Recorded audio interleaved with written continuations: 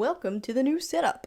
New cubes don't make you faster. This isn't to say you shouldn't get new cubes. Sufficiently confused? Let's dissect. So a long time ago in a land far, far away, aka in the past, there was a point in time where getting new hardware did improve performance when the only cubes available were blocky, terrible cubes, or when the first die-in cubes started coming out. Getting new hardware absolutely did improve because at these points in time, physically the hardware was stopping people from improving. This is to say, in the past, speed was restricted by hardware. If you don't know, hardware is really good now. Across most events, there have been advancements in like the structure of the cords, springs, screws, whatever, magnets, better quarter cutting, different types of turning. This has the effect of creating a wide variety of cubes that suit a lot of turning styles, and a lot of these top tier cubes are all good in their own way, and they're not objectively better than other ones, I would say. So in 2021, which I can't believe we're halfway through this year, I almost said 2020, but in 2021 and in the recent past, I would say getting a new cube is like getting a style change instead of a cube upgrade. If we go back down memory lane, I don't actually remember when a lot of the much better cubes that you guys probably know came out, but when I started cubing, the best 4x4 out there was a Ishin 4x4, which either exploded or locked up if you didn't turn the layers perfectly, so that made it very difficult to speed solve. And nowadays you can basically turn as terrible as you want, and the cube's like,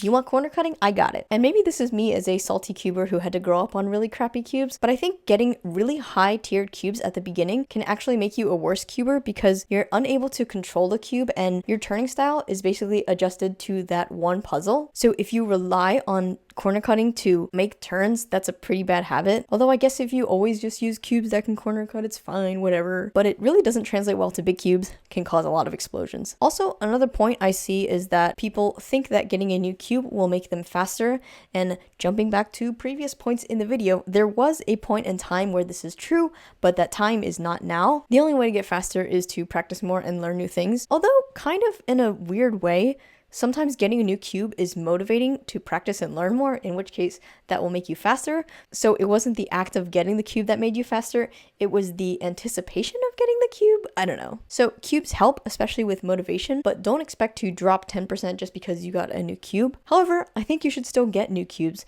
There's a really undescribable sort of joy when you get new cubes, you try out new turning styles, and there are a lot of cool mechanisms, and you open them up and you're like, whoa, that's so cool. So it brings joy, and different cubes can be really nice to try, but don't expect them to make you faster. All right, that concludes Dana's rant for today, and I'll see you guys soon.